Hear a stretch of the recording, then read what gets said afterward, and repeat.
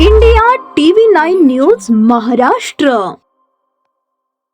ऊसतोड कामगाराची टोळी पुरवण्याच्या पैशांच्या वादातून एकाला मोटर अडवून मारहाण करत 5 लाखांची खंडणी मागितली. ही घटना हन्नूर तालुका अक्कलकोट येथील ब्रिजच्या खाली रविवारी पहाटेच्या सुमारास घडली. या प्रकरणी अक्कलकोट उत्तर पोलिसांनी कर्नाटकातील 5 जणांविरुद्ध मारहाण, मोटारीची तोडफोड आणि खंडणी मागितल्याचा गुन्हा दाखल केला आहे.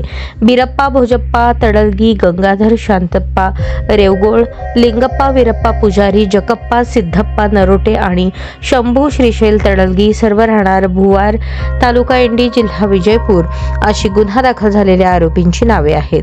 कांतप्पा दंडप्पा पुजारी वय 68 राहणार हुनाळी, जिल्हा विजापूर असे जखमीचे नाव आहे. ऊसतोड कामगारांच्या टोळीसाठी त्यांनी आरोपी बिरप्पा तडलगी याला ॲडव्हान्स पैसे दिले होते, मात्र त्याने वेळेत काम पुरवले नव्हते. त्यामुळे पुजारी यांनी दुसरी टोळी मागवून काम करून घेतले. शनिवारी पुजारी हे मोटारीतून गावाकडे निघाले होते. त्यावेळी वरील आरोपींनी त्यांचा पाठलाग करून हन्नूर येथे पुलाखाली त्यांची मोटर अडवत शिवीगाळ केली. आम्हाला न विचारता तू कामगारांची टोळी कशी आणली, तू आम्हाला फसवले, तुला धंदा करायचा असेल तर 5 लाख रुपये हप्ता दे, नाही तर तुझे हातपाय तोडतो असे म्हणत मारहाण केली. त्यानंतर त्यांच्या मोटारीची तोडफोड करत 50,000चे नुकसान केले असे फिर्यादीत नमूद आहे.